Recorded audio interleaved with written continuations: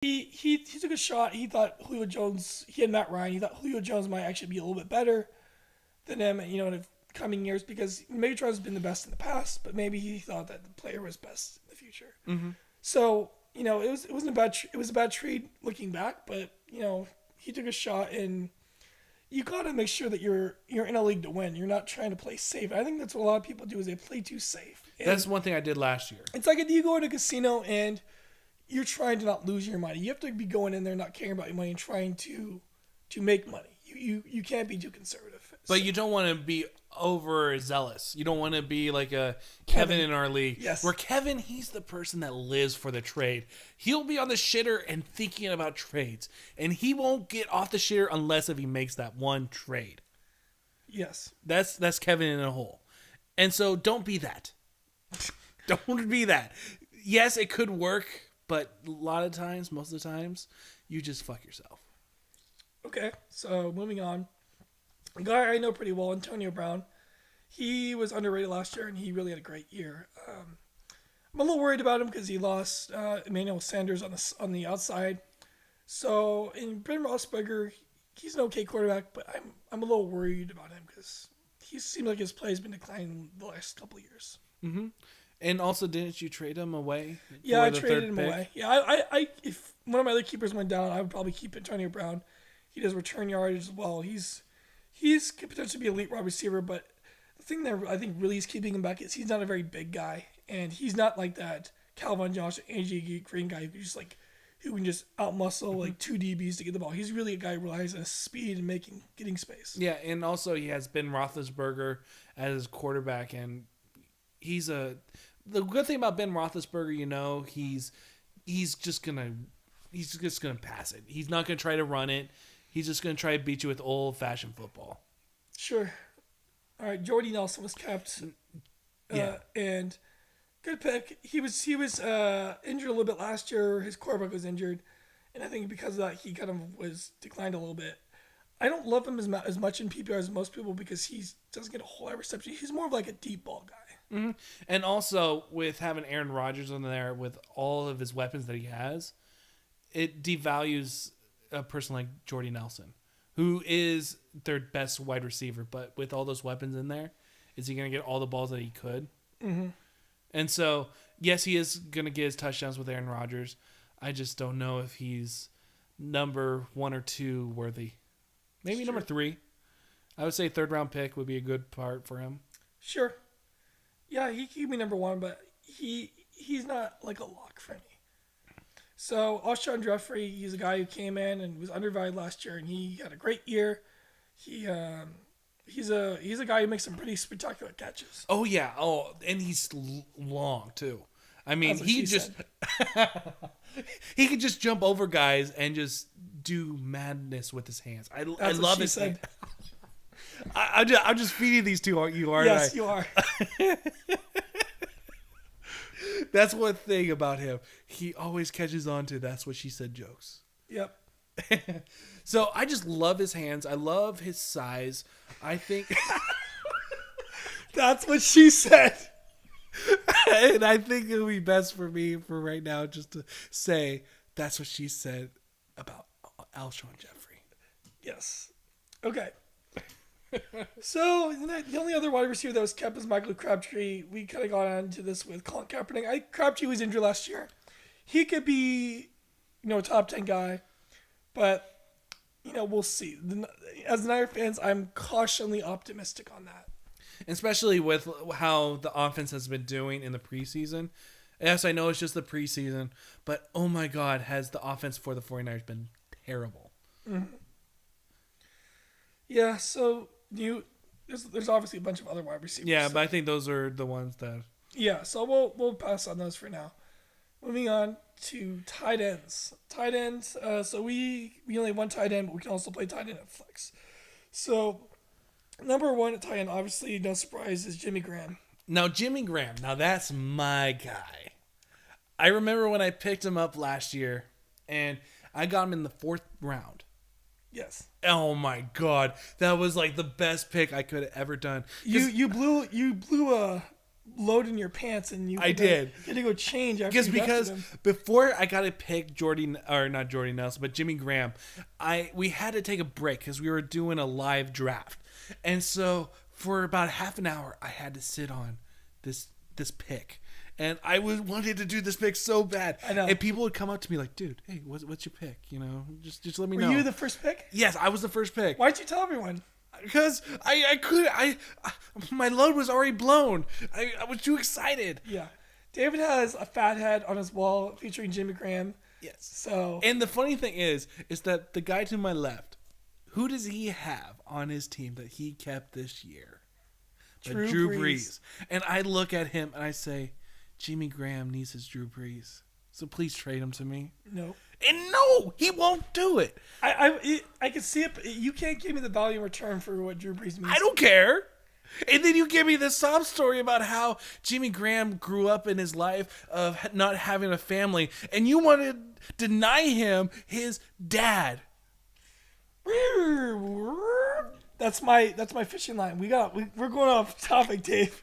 Talking about Jimmy Graham and his dad. But now I got a tear in my eye, and I need a pussycat to run. That might be a separate. We're not going to get into your daddy issues right now on this podcast. I can see Sonny's face right now being like, "Fuck you, Dave. Why do you have to bring this up every time?" Like, I think that anyone who's not our league who's listening is long gone, and they're like, "What the fuck is now, this shit?" people? I want you to write down to him and say, Matt, you need to give David Drew Brees. Okay, we'll see it. You know, are you gonna put this on YouTube? Yeah, I'm gonna put this on YouTube. Okay, let's see that. If anyone's listening to this, put in the comments below.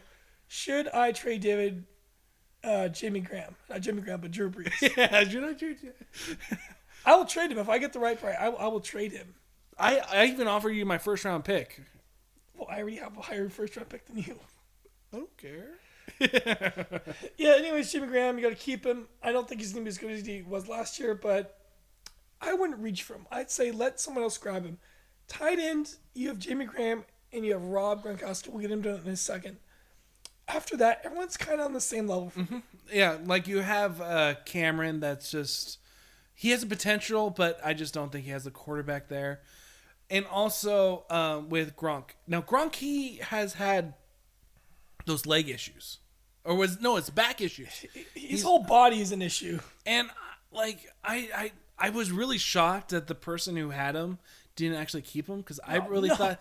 No, the way that Sonny talked about him. For our listeners, David's being an idiot right now. One of our players in the league, Sonny, she had Jamal Charles, Eddie Lacy, Calvin Johnson, all like top 10, top 5 picks. Like, you got to lock these players down. You're not going to waste 1 year, 3 keeper picks on a guy who's been injured and can't stay healthy. That's a good point. Okay.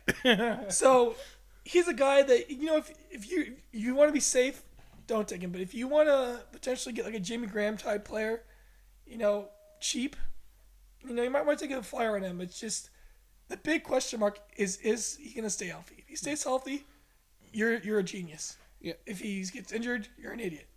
And also with Gronk, you always know that he is going to make his quarterback that much better because you just see how much his quarterback was, how much points he was missing without Gronkowski. Yeah, I think if you pair him with Brady, that's a pretty cool handcuff because Mm-hmm. they love connecting. They love each other. Yeah. Do you love me? Not right now. Not today. Not today. Not today. If anyone knows where that's from, write in the comment. I'll give you $10. If anyone actually does know what that's from, I'll give you $10. I'm throwing away all my money on this podcast. Okay, so after that you have Julius Thomas. He's probably the 3 guy, but I'm not reaching on him. I think they throw the ball around too much. Going to rapid fire here again. Jordan Cameron, this guy I had last year. I'm not buying on him because it's the Browns. It's the Browns. It's the Browns. It's the Manziel money thing. Greg Olsen. You know, this actually might be a really good sleeper pick because they have no returning wide receivers, and he has that connection with Cam Newton. So I think he could do well. Vernon Davis is kept in our league. We were San Francisco League. I don't think he's going to have the type of season he did last year. I'm worried that they're going to throw the ball around too much. That's Because they went in the offseason, the 49ers have, and they got their wide receiver core. Yeah, we have Jason Witten, good PPR guy. He's a little older. Can he stay healthy? That's the question. Dennis Pitta, he's a good kind of comeback player.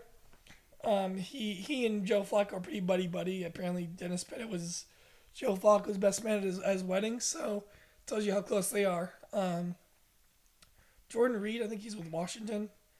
I really don't have any opinion on him. Kyle Rudolph. Yeah, he's on the Vikings. He's good, but right now we're just going on the bottom barrel of the Titans. Yeah.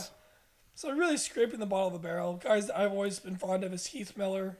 He's a veteran guy, but he's getting older. So with how weak the Titans are, would you take a first round chance at Jimmy Graham or a Gronkowski? Not a first round. I would say like second or third.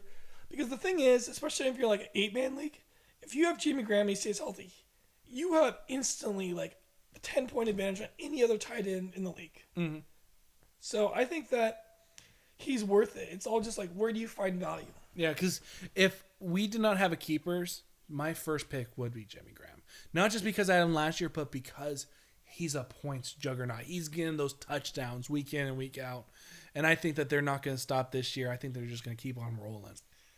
Okay, so moving on to kickers. There's not really much to say. The only thing I'd point out here is you got to take a kicker in the last few rounds. And, probably some of the top guys. Matt Prater, breaking news, he actually got busted for some alcohol thing. He's out 4 weeks. So he's now undraftable. Don't draft Matt Prater, please, because you're not going to have him a kicker on your bench for 4 weeks. If you do that, everyone's going to laugh at you in your league. So don't make a David move. Yeah. I don't know who the backup kicker is in Denver, but that's a good kicker. Kickers are kickers. Come on. And Mile High, it's easy to kick those long field goals. So. One of the best kickers out there is the New England's kicker. Yes. Last year, he was money for me. I mean, he would just have those games where he would just go off. He's a guy I might reach for, but other than that, I'm looking at the other kickers. No one really stands out to me, and you really shouldn't reach on him. Yeah. Oh, yeah. And I think a lot of fantasy players do know. Don't worry about the kicker. So, defenses. Again, you got to take them late. Unless you really like the Seahawks, then you grab them. Niners, Panthers.